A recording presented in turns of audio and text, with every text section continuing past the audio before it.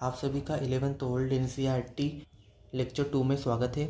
आज के इस वीडियो में हम प्राचीन भारतीय इतिहास के आधुनिक लेखकों के बारे में जानकारी प्राप्त करेंगे कि आखिर जो इतिहास को लिखा गया, किस प्रकार समझा गया, उसमें किन किन व्यक्तियों का क्या योगदान था। तो चलिए वीडियो की शुरुआत करते हैं। यदि बात की जाए तो सबसे पहले इसमें बताया गया है उपनिवेशवादियों के विचार और योगदान के बारे में। मतलब भारत ने अपने महाकाव्य, पुराण, जीवन चरित्र, ये सब चीज़ें थी पहले से मौजूद, लेकिन ब्रिटेन ने जब यहाँ पे शासन कायम किया और औपनिवेशिक प्रशासन के हित में आवश्यकता क्या थी, उनकी सबसे पहली आवश्यकता थी कि वे भारत की सामाजिक, सांस्कृतिक, कानूनी व्यवस्था को अच्छे से समझ सकें। तो उन्होंने क्या किया कि भारतीय संस्कृति का अध्ययन प्रारंभ किया। इसी क्रम में सबसे पहले देखा जाए तो उन लोगों ने सबसे पहले यहाँ पे मनुस्मृति 1776 में Manusmriti a code of gentoo laws, यहाँ पे आप देखेंगे तो आपको एनसीईआरटी में यहाँ पे लाइनें अंडरलाइन की गई है। साथ ही साथ इनका अलग से ऊपर स्पष्टीकरण लिख दिया गया है ताकि आपको फैक्ट याद करने में और एकदम फोकस पॉइंट होने में कि इसमें इस पक्ष में क्या लिखा गया है आपको सीधे दिक्कत ना हो और आपको आराम से समझ में भी आ सके। जैसे इसमें सबसे पहला इंपॉर्टेंट पॉइंट पहले पैरा में यह है कि 1776 में मनुस्मृति लिखी गई। इसका अनुवाद किस नाम से किया गया? इसका अनुवाद किया गया a code of gentoo laws के नाम से। ठीक है, तो क्यों किया गया? ताकि वे भारत के कानून व्यवस्था को अच्छे से समझ सकें। वहीं आगे जाके 1784 में कलकत्ता में एशियाटिक सोसाइटी ऑफ बंगाल की स्थापना भी की गई। क्यों की गई? ताकि वे भारतीय रीति रिवाजों को जान सके। इसमें एशियाटिक सोसाइटी ऑफ बंगाल की स्थापना किसने की? तो वो की सर विलियम जोन्स के द्वारा की गई। ठीक है, आगे देखते हैं। तो 1789 में उनके द्वारा अभिज्ञान शकुंतलम का अंग्रेजी में अनुवाद भी किया गया। तो यदि आपसे पूछा जाए कि कालिदास के नाटक अभिज्ञान शकुंतलम का अंग्रेजी में अनुवाद किसने किया, तो वो विलियम जोन्स ने किया। आपको ध्यान रखना होगा, 1789 में किया। तो इन सब का देखा जाए तो उद्देश्य एक प्रकार से साम्राज्यवादी ही था कि भारतीयों का किस प्रकार से अलग प्रकार से शोषण किया जा सके, उनका उपयोग किस प्रकार ब्रिटिश हित में किया जा सके। लेकिन इन्होंने एक प्रकार से इसकी शुरुआतें की। तो आपको दो फैक्ट यहाँ से पता चले। 1776 में मनुस्मृति का a code of gentoo laws के नाम से अंग्रेजी में अनुवाद हुआ। वहीं 1784 में कोलकाता में एशियाटिक सोसाइटी ऑफ बंगाल की स्थापना की गई, जिसकी स्थापना विलियम जोन्स के द्वारा की गई और विलियम जोन्स ने ही अभिज्ञान शकुंतलम नाटक का अंग्रेजी में अनुवाद भी किया। वहीं आपसे पूछा जाए कि भगवद गीता का अंग्रेजी में अनुवाद किसने किया, तो वो किया विलिकन्स ने किया, जो कि 1785 में किया गया। ठीक है, आगे जाके इसमें बताया गया है कि इतिहासकारों के इसी क्रम में मैक्स मूलर ने काफ़ी ज़्यादा भारत में योगदान दिया। और यहाँ पे स्पष्ट है कि मैक्स मूलर ने कुछ बुक्स लिखी, जैसे एक है सेक्रेट, एक है books of the east series में उन्होंने अनुवाद भी किया। ठीक है, आगे जाके एक विंसेंट आर्थर स्मिथ नामक इन व्यक्ति ने अर्ली हिस्ट्री ऑफ इंडिया लिखी और इसमें इन्होंने क्या बताया कि भारत के लोग जो थे वो किस प्रकार से स्वेच्छाचारी शासन के आदी रहे हैं। वे आध्यात्मिक और पारलौकिक समस्याओं में ही डूबे रहते थे, अलौकिक समस्याओं की चिंता नहीं करते थे। ठीक है, जाति व्यवस्था या वर्ण व्यवस्था के सामाजिक भेदभाव का भारी कुचक माना गया उन्होंने। और पाश्चात्य विद्वानों ने दृढ़तापूर्वक कहा कि भारतीयों को न तो राष्ट्रीय भावना का एहसास था और न ही किसी प्रकार के स्वशासन का। देखा जाए तो इनके इस प्रकार के लेखन का तात्पर्य यही था कि वह किस प्रकार ब्रिटिश शासन को जस्टिस रूप से प्रस्तुत कर सकें, उसको न्यायपूर्ण दिखा सके कि हम क्यों शासन कर रहे हैं, आपको सभ्य बनाने आए हैं। आप सभी ने मॉडर्न इंडिया में कभी ना कभी श्वेत नस्ल का सिद्धांत सुना होगा।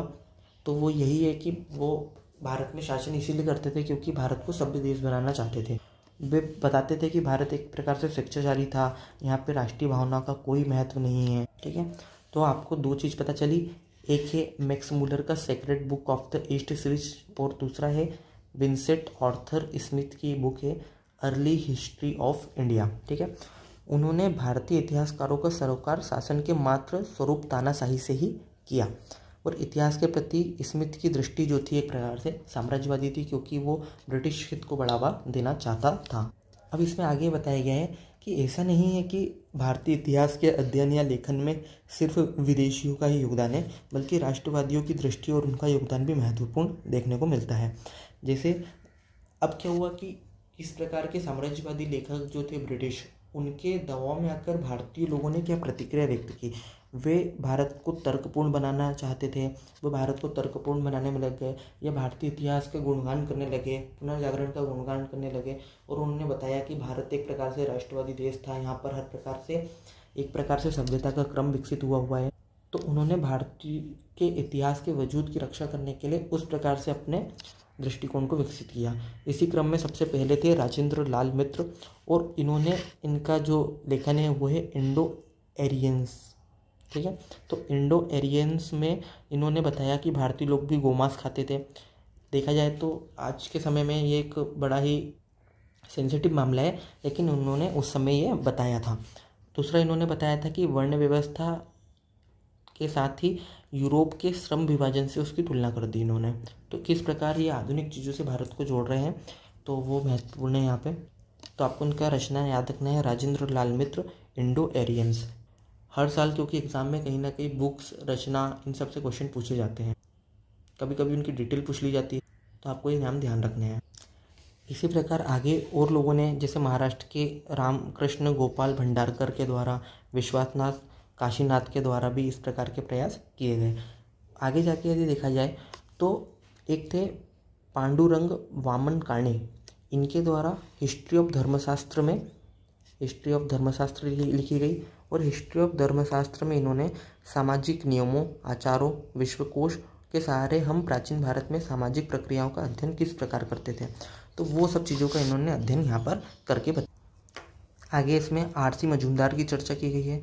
आरसी मजूमदार के द्वारा history and culture of Indian people नामक एक रचना लिखी गई, और इस रचना में इन्होंने भारतीय इतिहास के लेखकों को मतलब गहराई से अध्ययन किया और उसके बारे में गहराई से इन्होंने जानकारी दी।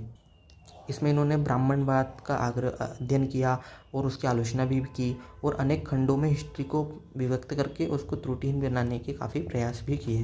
तो आरसी मजूमदार, इनकी रचना का नाम है history and culture of Indian people, जबकि पांडुरंग वामन काणे की रचना का नाम क्या था, हिस्ट्री ऑफ धर्मशास्त्र, और राजेंद्र लाल मित्र की इंडो एरियंस।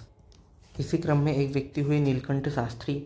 नीलकंठ शास्त्री के द्वारा हिस्ट्री ऑफ एंशिएंट इंडिया और हिस्ट्री ऑफ साउथ इंडिया लिखी गई। ठीक है, इसमें ये बताया गया है। आगे एक और व्यक्ति की चर्चा मिलती है जो है केपी जायसवाल। केपी जायसवाल जो है उनने हिंदू पॉलिटी नामक पुस्तक प्रकाशित की, और जायसवाल पर ये आरोप जरूर लगता है कि वो राष्ट्रीय भावना को कलाई पर चढ़ा दिया उन्होंने संस्थाओं के माध्यम से। उन्होंने गणतांत्रिक प्रशासन का जो स्वरूप प्रस्तुत किया वो UN घोषल सहित बहुत से लेखकों ने आपत्ति भी व्यक्त की इनके इस कार्य पर। ठीक है, तो आपको बस नाम ध्यान रखना है, हिंदू पॉलिटी, केपी जायसवाल। ठीक है, इसी क्रम में आगे एक और पक्ष मिलते हैं, AL वेशम की एक बुक है वंडर दैट वाज इंडिया। ठीक है, तो आपको ये नाम ध्यान रखना है। आगे बात की जाए तो यहाँ पे DD कोसांजी नामक एक व्यक्ति का उल्लेख मिलता है। इनके द्वारा an introduction to the study of Indian history पहला, और दूसरी बुक लिखी इन्हें ancient India culture and civilisation. तो इसमें इन्होंने बताया कि किस प्रकार भारत के इतिहास इस भौतिक व्यवस्था के अनुसार जो कार्ल मार्क्स के लेखों से निकली है। आज प्राचीन भारतीय समाज अर्थतंत्र संस्कृति के इतिहास को उत्पादन शक्तियों के विकास से अभिन्न रहा है। तो इस प्रकार की चीज़ें इसमें मिलती हैं। और आपको ध्यान रखना चाहिए कि पिछले 25 वर्षों के बीच भारतीय इतिहास का यहाँ पर कार्यप्रणालियों का काफ़ी गहराई से अध्ययन किया गया, और कई भारतीय लेखकों ने इसको भारतीय संदर्भ में अध्ययन करने का प्रयास किया है। तो एक बार जल्दी से इस अध्याय 2 में जितने भी बुक्स के नाम हमने पढ़े हैं उनको फटाफट से एक बार रिकैप कर लेते हैं। 1776 में मनुस्मृति का अंग्रेजी में अनुवाद हुआ, a code of gentoo laws. 1784 में कोलकाता में एशियाटिक सोसाइटी ऑफ बंगाल की स्थापना विलियम जोन्स ने की। इन्हीं के द्वारा अभिज्ञान शकुंतलम नाटक का अंग्रेजी में अनुवाद भी किया गया। तीसरा था यहाँ पर कि भगवद गीता का अंग्रेजी में अनुवाद 1785 में हुआ। वो किसने किया? वो किया विल्किंस ने किया। आगे जाके मैक्स मूलर की 2 बुक्स के नाम यहाँ पे इम्पोर्टेंट है। उसने भारतीय बुकों का, भारतीय रीति रिवाज, समाज के कुछ चीज़ों का पक्ष का हिंदी में अनुवाद किया, अपनी अंग्रेजी में अनुवाद किया, जिसका नाम था सेक्रेट। और books of the east series, तो books of the east series आपसे पूछ सकते हैं कि किसकी रचना है, तो मैक्स मूलर की है। आगे विंसेंट आर्थर स्मिथ की एक रचना आपको याद रखना है, अर्ली हिस्ट्री ऑफ इंडिया। इसमें भी भारत के संदर्भ में काफ़ी एक पक्षी साम्राज्यवादी सोच की जानकारी मिलती है। आगे आपको नाम मिलेगा एक राजेंद्र लाल मित्र, जिन्होंने लिखी इंडो एरियंस। इसमें गोमांस और वर्ण व्यवस्था श्रम विभाजन की तुलना की गई यूरोप के साथ। आगे आपको एक मिलेगा पांडुरंग बामन काणे, इनकी बुक है हिस्ट्री ऑफ धर्मशास्त्र। तो हिस्ट्री ऑफ धर्मशास्त्र किसकी बुक है? तो पांडुरंग वामन काणे की बुक है। आगे आर.सी. मजूमदार मिलेंगे। आर.सी. मजूमदार का है history and culture of Indian people. तो आपको ध्यान रखना है कि history and culture of Indian people किसकी रचना है? आर.सी. मजूमदार की रचना है। ठीक है। आगे के.पी. जायसवाल है, जिनने हिंदू पॉलिटी लिखी है। इसकी कई लेखकों ने आलोचना भी की है। आगे ए.एल. वेशम थे, जिनने वंडर दैट वॉज इंडिया नामक एक बुक लिखी है। ठीक है। और अंतिम रूप से डी.डी. कोसांजी हैं, जिन्होंने an introduction to the study of Indian history और ancient Indian culture and civilisation के बारे में बताया गया है। तो ये आपका दूसरा लेक्चर था। एक और बात दोस्तों, जो इसके बाद कुछ क्वेश्चन अभ्यास के लिए दिए गए हैं, तो यदि आपको ऐसा लगता है कि कुछ क्वेश्चन आपके एग्जाम के लेवल के हैं, तो आप उसको सॉल्व करने की कोशिश कीजिए। ये कहीं ना कहीं आपको अलग अलग टॉपिकों से रिलेट करने में मदद करेंगे, साथ ही आपके एनालिसिस पावर को, फैक्ट को याद रखने की क्षमता को भी बढ़ावा देंगे। जैसे यहाँ पे एक क्वेश्चन पूछ लिया गया कि प्राचीन भारतीय इतिहास में उपनिवेशवादी इतिहासकारों के मतों का मूल्यांकन करके उनके मत क्रम को विशिष्ट उदाहरण के साथ स्पष्ट करें। तो आपको यदि नाम ध्यान होगा, जैसे हमने विलियम जोन्स का नाम पढ़ा, सबसे पहले आपने पढ़ा जेंटुलॉस नामक बुक का, जो मनुस्मृति का ही अनुवाद थी। दूसरा विलियम जोन्स का नाम पढ़ा। तीसरा आपने विलिकन्स का नाम पढ़ा। चौथा मैक्स वूलर का नाम पढ़ा। 5वें नंबर पे आपने अभी पढ़ा विलियम आर्थर स्मिथ का। तो इन व्यक्तियों के नाम के माध्यम से इस क्वेश्चन को आप आराम से लिख सकते हैं और आपको अच्छे नंबर भी मिलेंगे।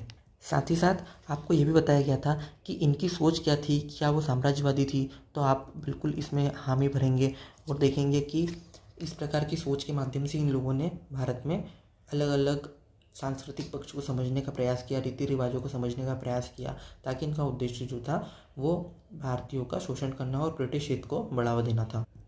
वहीं आगे आपसे क्वेश्चन पूछा जाए कि भारतीय इतिहास के अध्ययन में राष्ट्रवादी इतिहासकारों का क्या अध्ययन था, तो इसमें आप एल.एम. वेशम का वंडर वेथ ईस्ट इंडिया के बारे में, डी.डी. कोसांजी के an introduction to the history of Indian history और एंशिएंट इंडिया कल्चर सिविलाइजेशन के बारे में बता सकते हैं।